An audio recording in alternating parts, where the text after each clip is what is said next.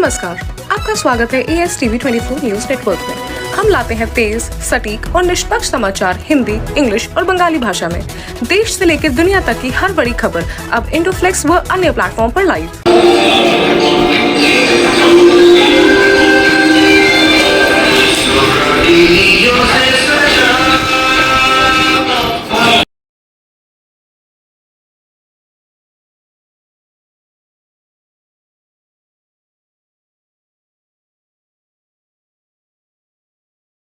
স্কুলে পা রাখতেই সংবর্ধনা, তারপর হাতে তুলে দেওয়া হলো সমস্যার চিঠি।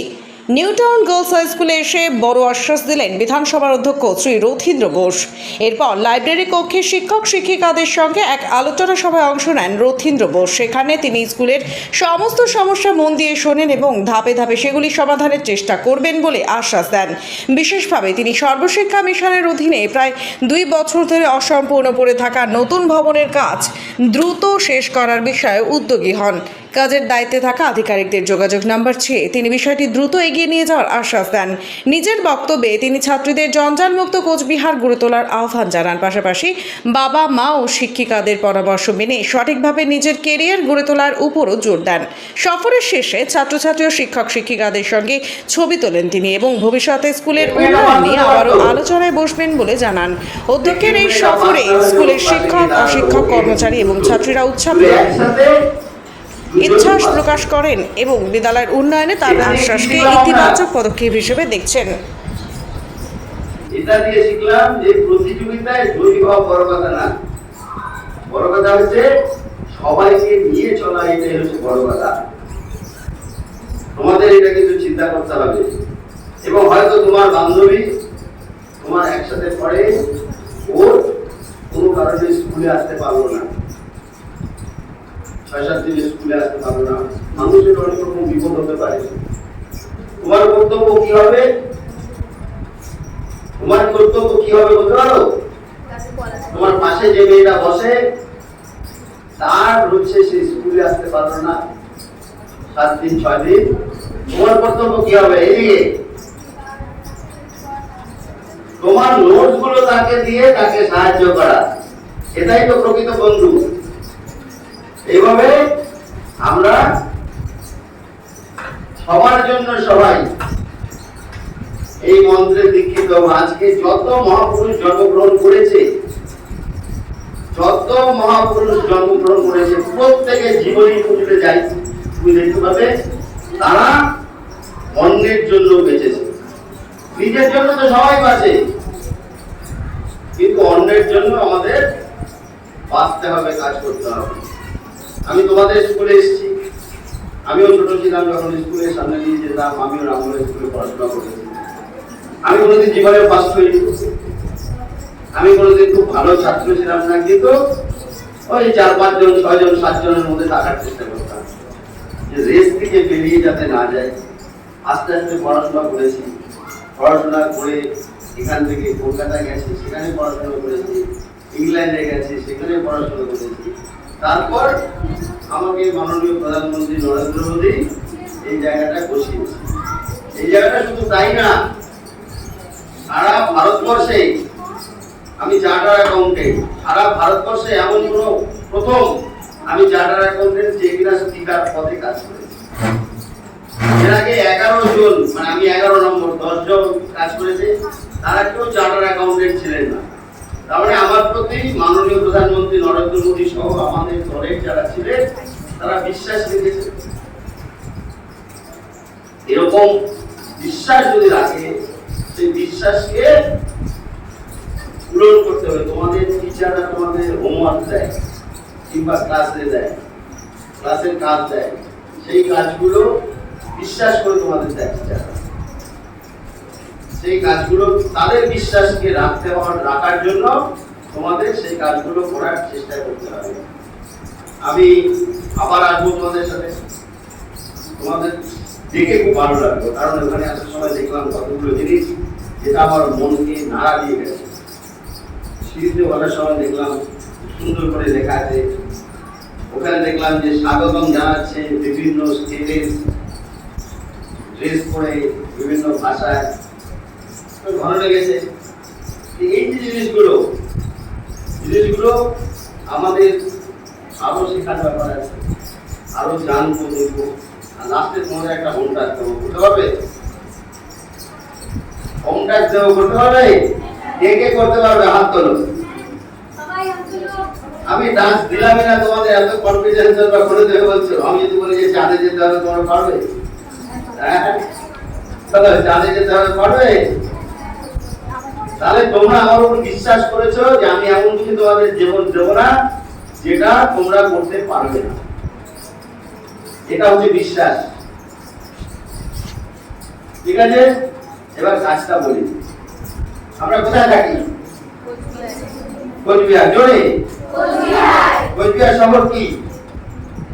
আমাদের শহর কোচবিহার শহর, তাই তো? কোচবিহার শহর সবাই বলবে একসাথে। টিচাররা যারা কোচবিহারে থাকেন তারা বলুন, কোচবিহার শহর রাজার শহর, কোচবিহার শহর আমার শহর। আসুন কোচবিহার শহরকে স্বচ্ছ ও সুন্দর করে গড়তে। কি কি করতে কোচবিহার শহর স্বচ্ছ সুন্দর হবে সে ব্যাপারে তোমাদের ফোনটা থাকলো, তোমরা আমাকে লিখে জানাবে। আমি তোমাদের সাজেশন দিয়ে সেই কাজ করার চেষ্টা করব, যাতে তোমাদের মতো, তোমাদের কথা অনুযায়ী তোমাদের কোচবিহার শহর আগামী দিনে হয়। এইটুকু বলে সবাইকে আমি আমার আন্তরিক কৃতজ্ঞতা অভিনন্দন আবার জানাচ্ছি। আর একটা কথা বলবো, সেটা হচ্ছে তোমরা সবাই মিলে এই গানটা সবসময় করার চেষ্টা করো। এই কবিতাটা যে ধনধান্যে পুষ্ট করা আমাদের এই বসুন্ধরা, গানটা করলেই চলবে না। গানটার প্রতিটা লাইন একটা তোমার নিজে যখন চিন্তা করবে, প্রতিটা লাইন চিন্তা করবে প্রত্যেকটা লাইন একটা অসম্ভব সুন্দর লাইন। আমি একটা লাইন বলছি, ভাইয়ের মায়ের এত স্নেহ কোথায় গেলে পাবে। আচ্ছা তো আমাদের এখানে না এক অস্ট্রেলিয়া থেকে এক ভদ্রলোক এসেছিল। অস্ট্রেলিয়া থেকে একটা ভদ্রলোক এসেছিল, সে জেল খেটেছিল। জেল খাটার পরে তাকে অস্ট্রেলিয়া থাকতে দেয়, বলছে তুমি চলে যাও। তার না ছিল পয়সা, না ছিল কিছু, সে কোনো ক্রমে ভারতবর্ষে চলে এসেছে। সে যেমন করে চলে এসেছে, এসে একটা বই লিখছে। আমি আগে টিচারদের বলবো, বইটা আমি নাম বলবো না, বেস্ট সেলার হয়েছিল, সিনেমা হয়েছিল বইটা নিয়ে। সেই বইটা একটু জানবেন, বলবেন, বেস্ট সেলার বই। সেই বইটার গল্প যদি পারেন বাচ্চাদের শোনাবেন। ভারতবর্ষ এমন একটা দেশ, যে দেশে ও হচ্ছে 2 মাস একটা গ্রামে গিয়েছিল, কোনো পয়সা নেই, কোনো পয়সা ছিল না। গ্রামের বাড়িতে বাড়িতে ওকে এক একদিন এক একটা লোক খাওয়াতো। এটাই আমাদের দেশের মূল মন্ত্র ছিল। আমাদের দেশের মূল মন্ত্র কি? বসুধা কুটুম্বকম, অর্থাৎ এই বিশ্বে যা আছে সব আমাদের আত্মীয়, সব আমাদের আত্মীয়। সেই যে সাপ আমরা সবচেয়ে ভয় পাই, সেই সাপকেও আমরা পুজো করি। তাই বাঘকে আমরা পুজো করি, করি না? হ্যাঁ, দুর্গার সঙ্গে থাকে বাঘ। দেবী বাড়িতে যায় বাঘ, সুন্দরবনে যারা মাছ ধরতে যায়, মধু আহরণ করতে যায়, তারা বাঘকে পুজো করে।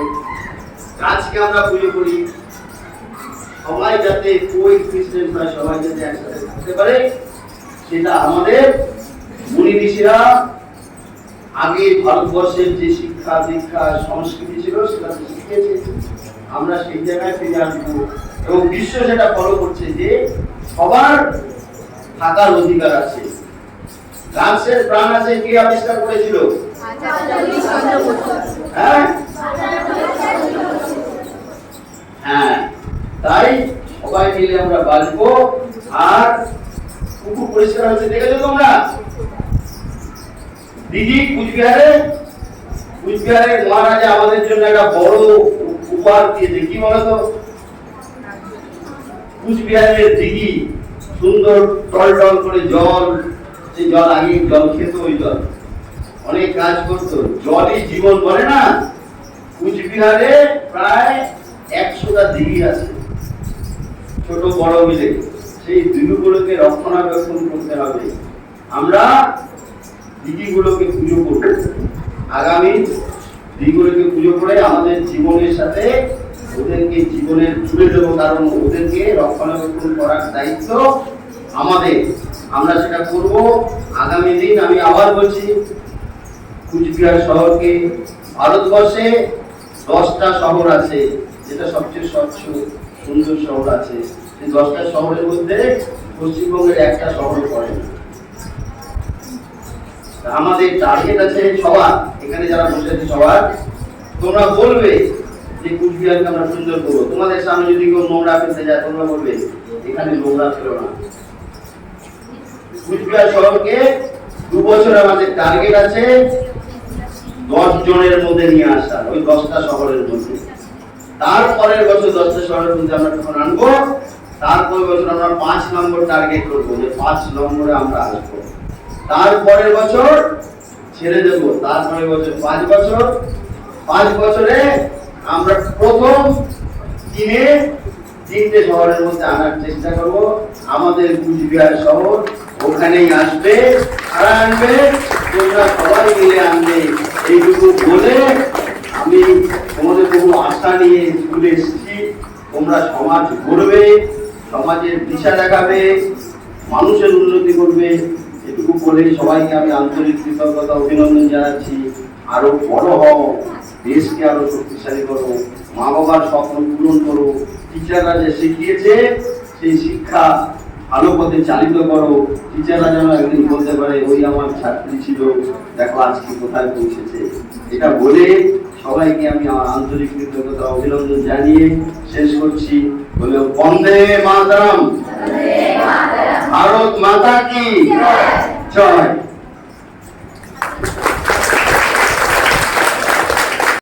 For more updates, continue watching ASTV 24.